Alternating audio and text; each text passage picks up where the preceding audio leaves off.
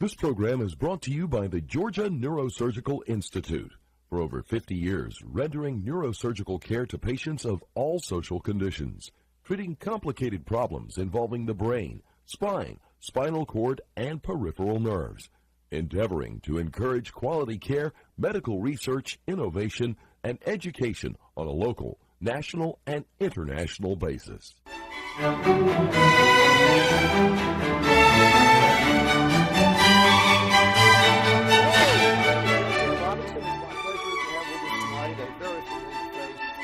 Dr. Buck Melton. Buck, greetings. We're sitting here. We often start our little interchange with discussing the possibility of the White House, but it's occupied. And I understand sometimes senators drop out and let another person appear. Do you think there's any possibility one of the Georgia senators might open the door for you, and then you could any possibilities? They have not consulted me yet on this, and I would hate to speak. Well, hopefully they'll be listening to what we say tonight, and yes, maybe that will open a door. Perhaps, but I don't think I could be convinced. Well, don't turn the opportunity down too quickly. That's my comment. Well, tonight possibly what we could discuss. We discussed many things. Is the concept about honor. And one reason to talk about that, it's a word that was so powerful in past centuries, past generations, and yet its cachet seems to be substantially diminished in the 21st century. And maybe we could probe how that's happened and what the concept means. So if we were walking the streets in Macon, Georgia, 100 years ago or even 50 years ago, and someone challenged your sense of honor, it'd be a terrific thing. People imagined they were honorable. And how many people think of themselves in using that term these days? And if they don't, why do you think they don't? Yes. Well, I would amend your hypothetical a little bit. In my case, I would say if somebody challenged me today, it would be a big deal. But for most people, the concept seems to have fallen by the wayside. Honor, how do you define it? It's a sense of personal integrity or personal virtue that you hold yourself to rather than being held to. Yes. Now, maybe you think you owe it to the community or to right. others of your stature to hold yourself to that, but there's no external coercive authority. I think the way to think about this would be to think about law. Let's imagine a world or a system in which the law prescribes everything and all manner of conduct, all manner of behavior. How much room is there for honor, assuming the laws are generally thought of as just and well thought out, but there are just a lot of them? How much room is there for honor in a world like that, since yes. everything's already prescribed? Yes. You don't have to hold yourself to anything. All you have to yes. do is do what other people tell yes. you through the function of the law. And that's where we are today. We have a lot more laws today. We have a lot more regulations. Right. We have a lot less freedom of action. So we can just bounce the basketball a little bit. I think probing why the word is not so commonly used, I think it would give us some important insights into what makes our world tick. One thing I might notice about the word is there are different spellings of it, and the British spelling is different. Daniel Webster changed the spelling, but the spelling is an archaic spelling that's kind of Anglo-Norman in a way. Yes. So this was an imported word that came from the Norman aristocrats, if you want to say it, and then made its way into English. There's a class connection with the word. So I think if you were a knightly person or a person of consequence, then you had a special cachet about you that the peasants might not have. So you were you had honor, you were honorable, and indeed, I think that's a title that's used in ambassadorial arrangements. I'm not sure exactly how that title is parsed out, yes. but I know that would be in use, and certainly in a courtroom. If anyone that watches, I don't know, the TV shows. Your Honor is used to address the judge. So there's something that has a class connection to it, and I wonder if that's one of the things that happens in a more democratic world with social equality, that a person can't easily boast, they may have a separate merit that other people might not have. Is that part of why the word is not used as much? I think so. I think what you're saying in the change of democracy weakens the concept of honor. I don't think it quite destroys it because there are a couple of different dimensions to honor, and I suppose you can call it the horizontal dimension versus the vertical dimension. And I think what you've been talking about in an aristocratic society, a society with titled nobility, in which someone is the honorable this or the honorable that, would be that if you were born into a certain status or into a certain station, if you were born into nobility, or a duke, or the son of a duke, or even the daughter of a duke, or an earl, or right. what have you, that you more or less have the notion of honor thrust upon you, that you are owed some degree of greater respect or deference by commoners. And yes. that's not due to any personal sense of achievement or personal sense of virtue. It's just your station in life. Whereas the horizontal concept of honor is how do you personally, your code of behavior, your standards of behavior, how do you hold yourself out, and are you held to those standards by your peers? An example of that might be going through basic training at Paris Island. Yes. That you have to earn the respect of everyone else. Hold up your end of the deal. Hold up your share. Don't behave in such a way as to put more of the burden onto the yes. other people in your yes. platoon. Yes. So that would, and I think that can withstand democracy, and I think that still exists. I think the thing there is that there's less room for personal development, for personal expressions of integrity, because there's so much more regulation today.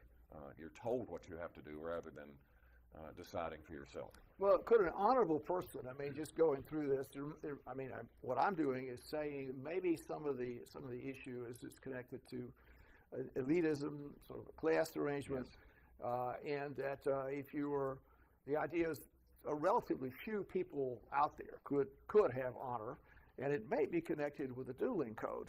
So in other words, we can discuss dueling and honor. So the first thing is, in regards to that, is females did not duel. So the only people that really had the possibility of doing that it just went back to sort of knighthood almost, would be the male, and that in a very class-oriented world, only a certain number of people were entitled to a duel. So if you were a peasant and you offended the lord or the knight, rather than challenging to a duel, he would just sort of slap you with a sword, possibly, or do something like that, or have you knocked down by his minions. And only you have to have a certain position in order to be able to duel, and that females could not do that. Yes. And it's something that's connected. There's a connection there, in that females had honor, and their honor required protection. Yes. So we get into the idea of honor being a quality that it's sort of this mystic quality that you can work to obtain, or you can be born with it, or you can inherit it, and then once you have it, it has to be protected. And the protection of honor is extraordinary. That's the first, almost the sine qua non of, I guess, gentility. Yes. And the idea is, well, if your consort, her honor were offended, that would require some kind of extraordinary response. And your comments about that? Yeah, well, we can spend some time unpacking that. Yes, the feminine notion of honor, I think, is tied up very heavily in the idea of chastity and sexual virtue. And possibly motherhood. Yes, and very much so. And another concept that comes along is if honor can be lost, then that is not, or excuse me, if honor cannot be lost, that is not true honor. That you have to maintain a standard of behavior. Yes. And if you don't live up to it, you don't have honor. Yes, and you've lost that honor. So an honor that is automatic that you can't lose is no honor at all. And so you have to be proactive in protecting it, either your honor or the honor of a woman who is under your protection, and that sort of thing. You mentioned dueling, and you mentioned that some people don't get to duel. Very famous affair that took place in 1856 on the floor of the United States Senate, when Senator Charles Sumner had, of Massachusetts, a radical abolitionist, had insulted a senator from South Carolina on the issue of slavery. And that senator's nephew, Preston Brooks, heard about the insult, went to the Senate chamber, and beat Senator Charles Sumner half to death with a cane. And afterwards, someone asked Representative Brooks, why didn't you just challenge him to a duel? Because dueling, of course, is a big Southern thing. And Preston Brooks's response was, one only duels with gentlemen. Yes, which is exactly what you're talking about. Yes. Now, another way to sort of pursue this discussion would be sometimes the notions of honor can apply to nations and institutions, and that sometimes the protecting the honor can cause all kinds of bad things. Now, you mentioned earlier the United States Marine Corps, and one of the things in the Marine hymn, or their Marine song, is the words, "We keep our nation's honor clean." So one of the ideas, keep our honor clean. I think keep our honor clean. That's good. Yes. You may know it better than I, but keep our honor clean. And the idea is, I think it might have been the nation, but in any event, the idea is the purpose of the Marine Corps would be to, just the same way that you might protect a lady, protect your mother from any extraneous insults. You certainly couldn't tolerate that. The Marine Corps could not tolerate any offensive, insults against the United States, and that would be their mission to protect the country. And indeed, it's sort of part of the warrior ethos that still plays itself out, and not just the United States, but if you go through the way wars have taken place, over trivial incidents. It's a very trivial incident. Maybe War of 1812, I think, would be a good example of that. Yes, the rather trivial incident that, it was, I'm not sure what exactly caused impressing the sailors. I'm not sure how all that went down to actually cause the declaration of war. But the idea was our honor is being impacted, and trivial things have happened, and terrific bloodshed has occurred. You could consider, as far as that goes, World War I. The assassination of Archduke Ferdinand at Sarajevo was, that was a bad thing, but it was not necessary to do this and do that, and it just mushroomed into this enormous thing. Yes. We talked about the Marines. Let me throw in the Army for a minute, that if you look at West Point, what is the motto? Duty, honor, country. Yes. And those things are not necessarily connected. That what's the first thing listed? Duty. So presumably, as a West Point grad, you were expected to do your duty even if it costs you your honor, and even if it is to the detriment of your country. That's a big question, isn't it? I mean, I'm not. We have Lord Nelson. Everybody, England is ran before the Trafalgar. England expects every man will do his duty. That's correct. So duty is a very powerful concept, yes. And I mean, you have to accept obligations and the privileges that come with those obligations, and it's a contractual arrangement that gets into sort of, circling back a little bit to what you said earlier, is that honor is this quality that is connected to the world, but also it's independent from the world, and it trumps a lot of things.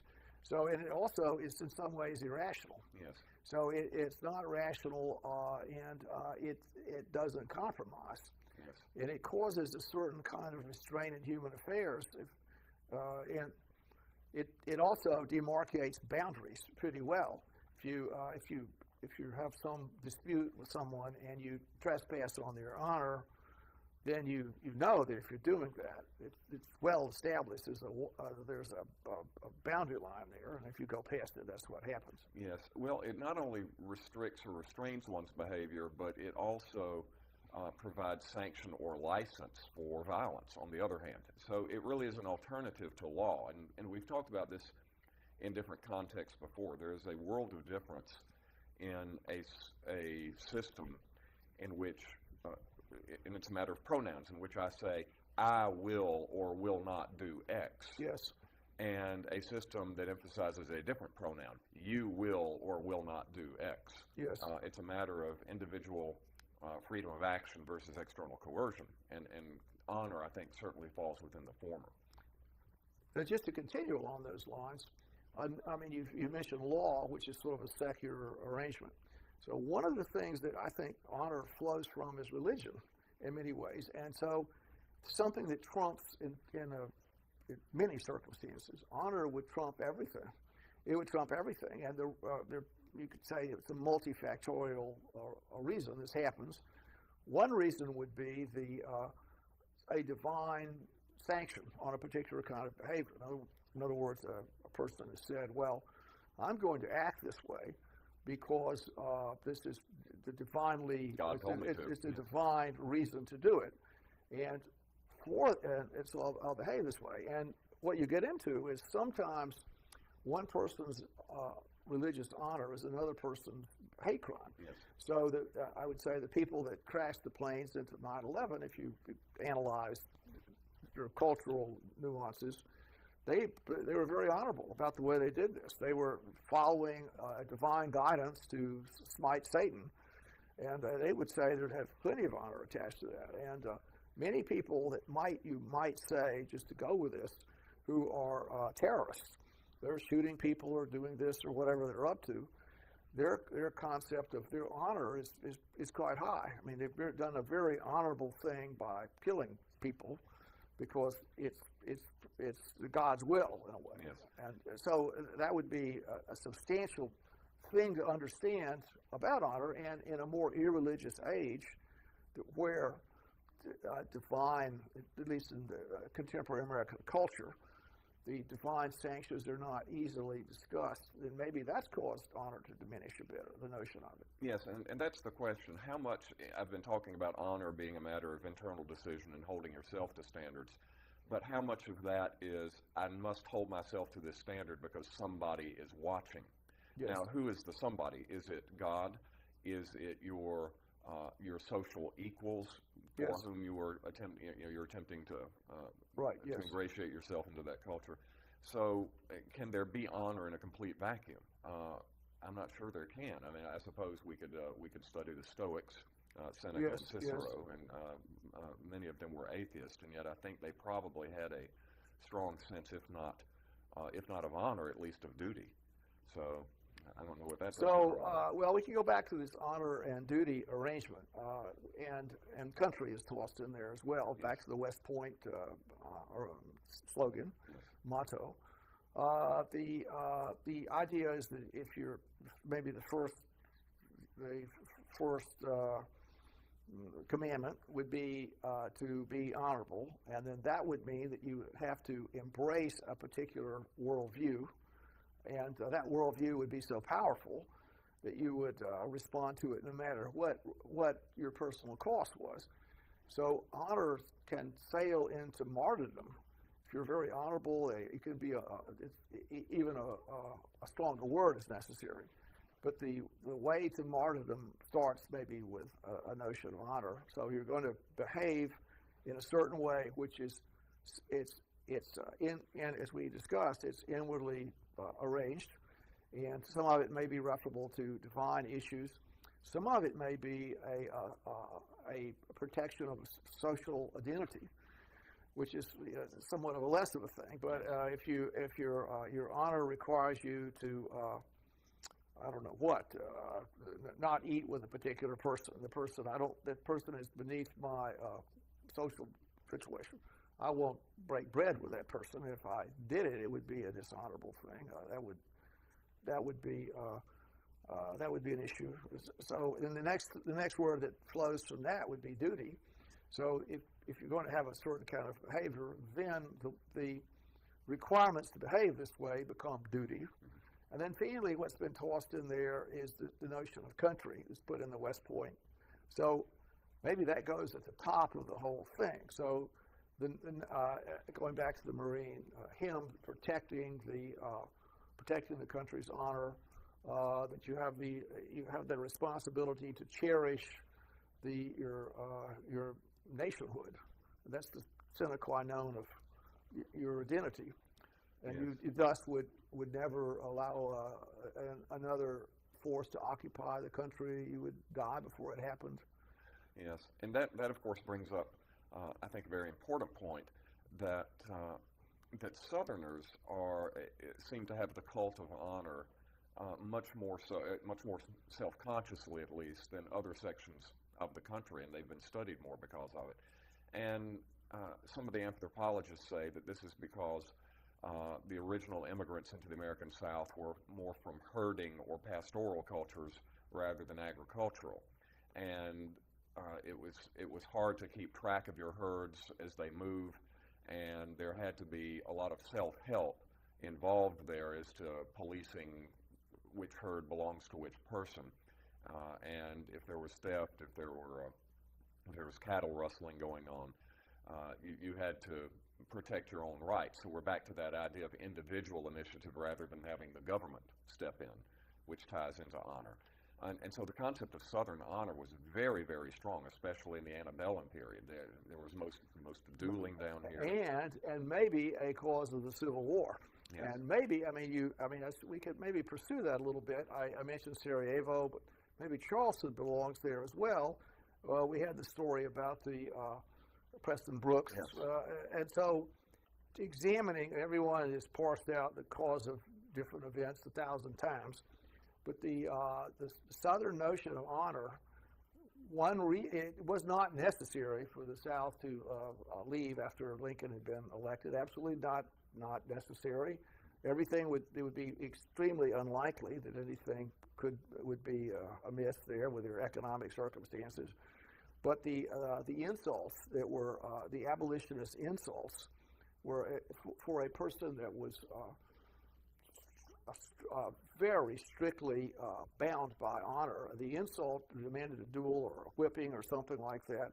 Yes. And so if in fact you were an abolitionist in Boston and you wanted to free the slaves, the way to do it in a way was just to insult the slave owners enough. They would do something insane as far as irrationally insane thing to do, just because in some ways, honor is irrational.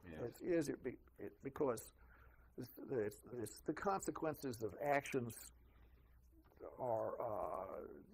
they don't respect the outcome of the event. Well, I think once again we're sort of back to the September 11th problem, in that you have perhaps different concepts of honor. That from the abolitionist perspective, and I don't think they would have thought of it in this way, but because they were not thinking in terms of honor and dishonor the way that Southern whites would think of it. But to an abolitionist, he would probably think it dishonorable or cowardly for a Southern white to force other people to do his work for him, to have essentially tyrannical power over these other people. I think it was to whip barbaric. them, to These kill them. people were, Yes. from the abolitionist viewpoint, the people were subhuman. Yes. The slave owners were subhuman. Yes. I think that'd be a fair way. That would be their viewpoint about Yes. it. But then you switch that, and from the Southern white slave owners, or any Southern white's perspective, the abolitionists backing John Brown and John Brown's butchery of people and attempt to revolutionize. Right. That would conflicting notions of honor. So, which often can lead to war and distress. Yes. Well, we can go through and examine where honor appears now in the Bible. We can mention that. Honor thy father and mother. Now, the use of honor and the verb there, but can you, in some ways, acquiesce to a person's merit? So if you accord just merit alone in this relationship that you have with the world, recognizing that other people are honorable and giving them deference. In some ways, you get a feedback that you're honorable by doing that, or you're aware. You help a little old lady across the street, so to speak, in a crowded day, or give a seat to a person that seems old and tired. Well, Yes. that's the kind of behavior.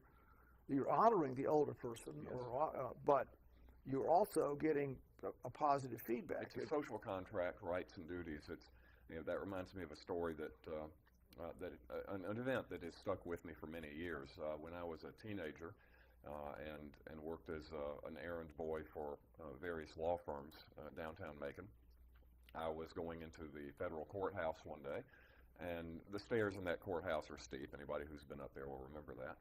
And there was an elderly gentleman, I would guess in his 80s, and he was trying to get up, and I held the door open for him. And he said, "Thank you, young man. When you're my age, I'll hold the door open for you." And this is very much like planting trees that you'll never be under the shade of. But yes. There was something reciprocal going on there. That someone presumably will hold a door open for me when I'm in my 80s if I make it that far. Right. Now, just to go with this, I mean, I think we've made some comments that honor can be bad, it can cause trouble, but there's also having a recognized moral code, maybe which honor flows from, makes law in many ways unnecessary. Mm-hmm. And if you're, let's say, a public official or trust is given to you, I don't know, you're the church treasurer or you're you're on the city council, some role like that, and your honor requires you to behave correctly. And if you're in a culture where honor doesn't exist, then it's a very socially terrible situation. The people are going to steal money, they're going to act in a terrible way, and it's extremely corrosive to social identity, social cohesion, and human progress as far as that goes. So a society totally without honor is one that is very suspect, very difficult place. Yes. Well, it reminds me of, and once again, internal versus external coercion or feel the need for duty. Oliver Wendell Holmes Jr. Once wrote about the bad man theory of law. How do you know? There are millions of laws on the books now. A lot of them are not enforced. A lot of them are ancient. How do you know what the law is? Well, you look at the bad man's behavior, because the bad man is going to obey any law that he could be punished for if he violated. Anything that he ignores is not law. You could do the same thing with honor there, with that idea, that can I get away with it? Today, you mentioned politicians. Politicians in this day and age, generally speaking, do not have a good reputation for whatever reason. I personally think a lot of that stems from Vietnam and Watergate, but that's another show. But if that's so, why does a politician behave?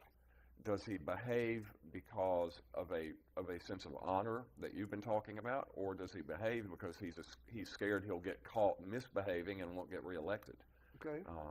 Internal versus external. All right. On that note, we're going to let our audience think about that. So thank you for being with us once again.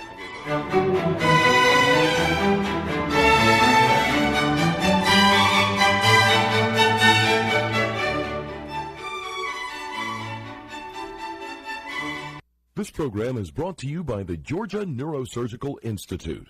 For over 50 years, rendering neurosurgical care to patients of all social conditions, treating complicated problems involving the brain, spine, spinal cord, and peripheral nerves, endeavoring to encourage quality care, medical research, innovation, and education on a local, national, and international basis.